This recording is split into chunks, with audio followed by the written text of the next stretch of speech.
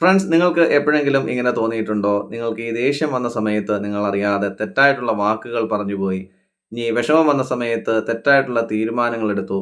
അന്ന് ഞാൻ കുറച്ചുകൂടി കാമായിരുന്നെങ്കിൽ ഇങ്ങനെയൊന്നും സംഭവിക്കില്ലായിരുന്നു എന്നൊക്കെ. ഇവിടെ സത്യം നമ്മൾ മനസ്സിലാക്കുക. നമുക്ക് വരുന്ന ഇമോഷൻസ് അല്ല നമ്മുടെ ജീവിതത്തിൽ പ്രശ്നങ്ങൾ ഉണ്ടാക്കുന്നത്. ആ ഇമോഷനെ കൺട്രോൾ ചെയ്യുന്ന സമയത്ത് നമ്മൾ എടുക്കുന്ന ഡിസിഷൻസ് ആണ്. ഫ്രണ്ട്സ്, ഇന്ന് ഞാൻ നിങ്ങളോട് ഷെയർ ചെയ്യുവാൻ ആഗ്രഹിക്കുന്നത് എങ്ങനെ നമ്മുടെ ആ ഇൻസ്റ്റന്റ് ഇമോഷൻസിനെ കൺട്രോൾ ചെയ്യാം എന്നുള്ളതിനെ കുറിച്ചാണ്. അതിന്റെ ആദ്യത്തെ സ്റ്റെപ്പ് എന്ന് പറയുന്നത് പോസ് ബിഫോർ റിയാക്ടിങ്. അതായത് ഈ റിയാക്ട് ചെയ്യുന്നതിന് മുൻപ് ഒന്ന് പോസ് ചെയ്യുക, അല്ലെങ്കിൽ ആലോചിക്കുക. ഇവിടെ ഓരോരുത്തരും എന്താണ്, ഈ ഇമോഷൻസ് വരാൻ നിൽക്കുകയാണ് ഉടനെ പ്രതികരിക്കുവാൻ വേണ്ടിയിട്ട്. അത് ദേഷ്യമാകട്ടെ വിഷമമാകട്ടെ അങ്ങോട്ട് റിയാക്ട് ചെയ്യാനായിട്ട് ശ്രമിക്കും. നമ്മുടെ ഇമോഷൻസ് പീക്ക് ലെവലിൽ നിൽക്കുന്ന സമയത്ത് നമ്മുടെ മൈൻഡ് ഒരിക്കലും ക്ലിയർ ആയിരിക്കില്ല. ആ സമയത്ത് നമ്മൾ പറയുന്ന വാക്കുകൾ തെറ്റായിരിക്കും. ആ സമയത്ത് നമ്മൾ എടുക്കുന്ന ഡിസിഷൻസ് അങ്ങേയറ്റം തെറ്റായിട്ടുള്ള ഡിസിഷൻസ് ആയിരിക്കും. അതുകൊണ്ട് നമ്മൾ ജസ്റ്റ് ഒന്ന് പോസ് ചെയ്യാനായിട്ട് ശ്രമിക്കുക. Strong people reacts slowly. രണ്ടാമത്തെ സ്റ്റെപ്പ് എന്ന് പറയുന്നത് നെയിം ദ ഇമോഷൻ. അതായത് നമുക്കുണ്ടാകുന്ന ഇമോഷൻസ് എന്താണോ അതിനെ റിയലൈസ് ചെയ്യാനായിട്ട് നമ്മൾ പഠിക്കുക. എനിക്കിപ്പോൾ ദേഷ്യമാണ്, അല്ലെങ്കിൽ എനിക്കിപ്പോൾ വിഷമമാണ്, അല്ലെങ്കിൽ ഞാനിപ്പോൾ കുറച്ച് ഡെസ്പാണ്. ഈ ഇമോഷൻസിനെ ഒന്ന് നെയിം ചെയ്യുന്നത് തന്നെ ചെറിയൊരു സ്റ്റെപ്പിൽ കൂടി തന്നെ നമ്മുടെ ഇൻസ്റ്റന്റ് ആയിട്ടുള്ള ഇമോഷൻസിന്റെ ഇന്റൻസിറ്റിയെ നമുക്ക് കുറയ്ക്കുവാൻ കഴിയുമെന്നുള്ളതാണ്. മൂന്നാമത്തെ സ്റ്റെപ്പ് എന്ന് പറയുന്നത് കൺട്രോൾ യുവർ ബ്രീത്ത്. പലർക്കും ഒരു തെറ്റായിട്ടുള്ള ധാരണയുണ്ടാകാം, നമ്മുടെ ബ്രീത്തിനെ കൺട്രോൾ ചെയ്യുന്നതിലൂടെ നമുക്ക് എങ്ങനെ നമ്മുടെ ഈ ഇമോഷൻസിനെ കുറയ്ക്കുവാൻ കഴിയും. വേറൊന്നുമല്ല, ഈ ഒരു കാര്യം മനസ്സിലാക്കുക, നമ്മുടെ ബോഡി കാമാകുന്ന സമയത്ത് നമ്മുടെ മൈൻഡ് കാമാകുമെന്നുള്ളതാണ്. അതായത് ഇമോഷൻസ് വരുന്ന സമയത്ത് നമുക്കറിയാം, നമ്മുടെ ശരീരഭാഗങ്ങളിലൂടെ നമുക്കത് തിരിച്ചറിയുവാൻ കഴിയും. എങ്ങനെയാണെന്നോ, നമ്മുടെ ഹാർട്ട് ബീറ്റ് അന്നേരം കൂടാൻ തുടങ്ങും, നമ്മുടെ ബ്രീത്ത് ഫാസ്റ്റായി തുടങ്ങും.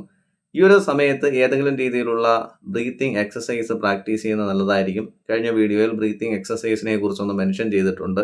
അല്ലെങ്കിൽ നമ്മുടെ ആ ബ്രീത്തിനെ ഒന്ന് ഒബ്സർവ് ചെയ്യുന്നത് തന്നെ നമ്മുടെ ആ ഇമോഷൻസിനെ നമുക്ക് കുറയ്ക്കുവാൻ സഹായകമാണ്. അടുത്ത സ്റ്റെപ്പ് എന്ന് പറയുന്നത് ഒരു ഗെയിം ചേഞ്ചറാണ്. ഈ ഇമോഷൻസ് വരുന്ന സമയത്ത് ഗെയിം ചേഞ്ചറാണ് അടുത്ത സ്റ്റെപ്പ് എന്ന് പറയുന്നത്. വേറൊന്നുമല്ല, ഒരു ചോദ്യം നിങ്ങളോട് ചോദിക്കുക.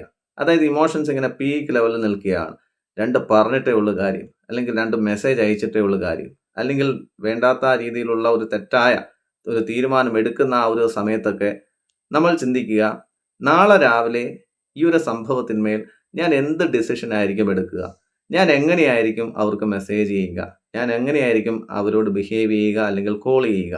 ഒന്ന് ചിന്തിച്ച് നോക്കുകയെ, നമുക്കൊരു ക്ലാരിറ്റി വരാൻ തുടങ്ങും. ഇന്ന് ഈ ഇമോഷൻസിന്റെ ആ പീക്ക് ലെവലിൽ നമ്മൾ എടുക്കുന്ന ഡിസിഷൻസ് ആയിരിക്കുമോ നാളെ രാവിലെ എടുക്കുന്ന ഡിസിഷൻസ്? അല്ലെങ്കിൽ നമ്മൾ അവരെ വിളിക്കാൻ പോകുന്ന രീതിയിലായിരിക്കുമോ നാളെ രാവിലെ വിളിക്കുക?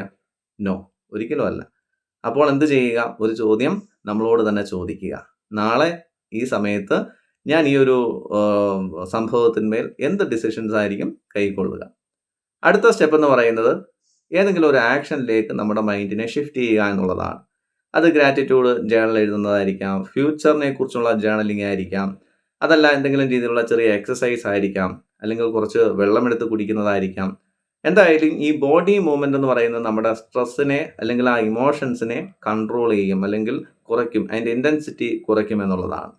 നമ്മളൊരു കാര്യം എപ്പോഴും മനസ്സിലാക്കുക, എന്താണെന്നോ, ഈ ഇമോഷൻസ് എന്ന് പറയുന്നത് ഒരു കാറ്റ് പോലെയാണ്. അതിങ്ങനെ വരും, അത് കുറച്ചു നേരം നമ്മളിൽ ഇങ്ങനെ ചുഴറ്റി അടിച്ചുകൊണ്ടേയിരിക്കും, അതിനുശേഷം അതിങ്ങനെ പോകും.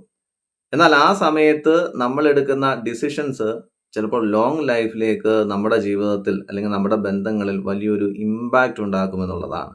അപ്പോൾ ഞാൻ മുൻപേ പറഞ്ഞ ആ 4-5 സ്റ്റെപ്പുകളൊന്ന് ചെയ്തു കഴിഞ്ഞാൽ തന്നെ നമുക്ക് ഇൻസ്റ്റൻ്റ് ആയിട്ട് വരുന്ന ഇമോഷൻസിനെ, അത് ദേഷ്യമായിരിക്കാം, വിഷമമായിരിക്കാം, അല്ലെങ്കിൽ നിരാശയായിരിക്കാം, അതിനെ ജസ്റ്റ് ഒന്ന് കൺട്രോൾ ചെയ്യുവാൻ കഴിയുമെന്നുള്ളതാണ്.